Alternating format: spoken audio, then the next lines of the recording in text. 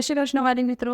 1 થી 100 સુધીના અંકો બાળકોને શીખવાડ્યા પછી હજુ પણ આપણે એમની પાસે વધારે પ્રેક્ટિસ કરાવવાની છે અને એક નવી મેથડનો પણ યુઝ કરવાનું છે. તે કઈ મેથડ છે એના વિશે આપણે આજે ચર્ચા કરીશું. ફાઇન. જેમ આપણે દરેક વખતે બાળકોને આખું પેજ ભરીને લખવા માટે આપતા હતા, સેમ એ પ્રમાણે હવે નથી આપવાનું. હવે આપણે માત્ર બાળકોને દરેક લાઇનમાં જ લખવા માટે આપવાનું છે, કે હવે એમને આટલી બધી પ્રેક્ટિસ થયા પછી હવે ચોક્કસ દરેક અંકો લખતા આવડી ગયા છે.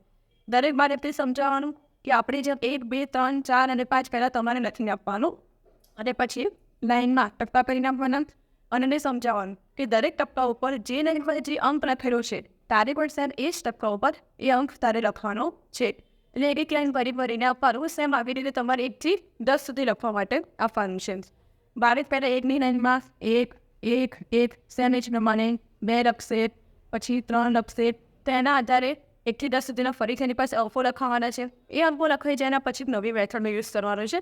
અને એ મેથડ છે જોડવા, જે દરેક બાળકોને ખૂબ જ ગમતા હોય છે. એના માટે સૌથી પહેલાં શું કરવાનું કે નવા પેજ ઉપર તમે અહીંયા 1 થી 10 સુધીના 1 થી 6 સુધીના અંકો લખી શકો છો. એના પછી તમે અહીંયા પણ સેમ એવી રીતે અંકો લખો, પરંતુ આડાવડા લખવાના છે. આ લાઇનમાં લખશે ચાલશે, પણ અહીંયા લાઇનમાં લખવાના નહીં. એ થઈ જાય એના પછી બાળકોને સમજાવવાનું કે જો અહીંયા 1 છે, તેમ આવો જ 1 આ લાઇનમાં તને ક્યાં દેખાય છે, એટલે કહેશે કે અહીંયા દેખાય છે. એટલે પછી એને ક્યાં કેવું કે અહીંયાથી લઈને અહીંયા સુધી જોઈન કરો. એના પછી 2 તો શેમાં આના જો 2 ક્યાં દેખાય છે, એટલે કે અહીંયા દેખાય છે. એવી રીતે બાળકોને જોડકા જોડવા માટે આપવાના.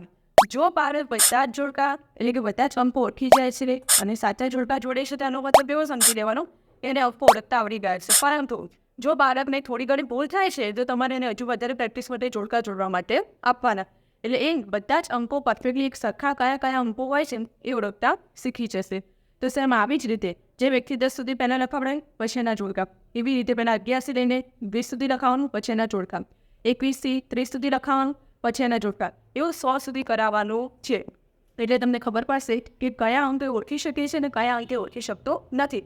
એટલે ક્યાં એને વધારે પ્રેક્ટિસ કરાવવાની જરૂર છે એનો પણ અંદાજો આપણને મળી જશે. આ થઈ જાય એની સાથે સાથે બીજી એક વસ્તુ મેં અગાઉ પણ તમને કહી હતી કે તમે 1 થી 30 સુધી 1 થી 50 સુધીના અંકો ખાસ બોલાવતા રહેજો.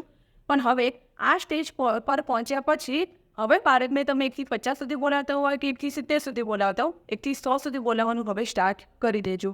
અને જો તમે શરૂઆત કરી દીધેલી છે 1 થી 100 સુધી બોલાવવાની તો ખૂબ જ સરસ રહેશે. 1 થી 100 સુધી બોલાવવાનું એનું ચાલુ રાખજો. એટલે લખતા પણ આવડી જશે, અંકો ઓળખતા પણ આવડી જશે અને 1 થી 100 સુધીના અંકો લાઇનમાં સલંગ બોલી પણ શકશે. તો બાકીના ટોપિક વિશે આપણે નેક્સ્ટ ટાઈમ ચર્ચા કરીશું. જય શ્રી કૃષ્ણ.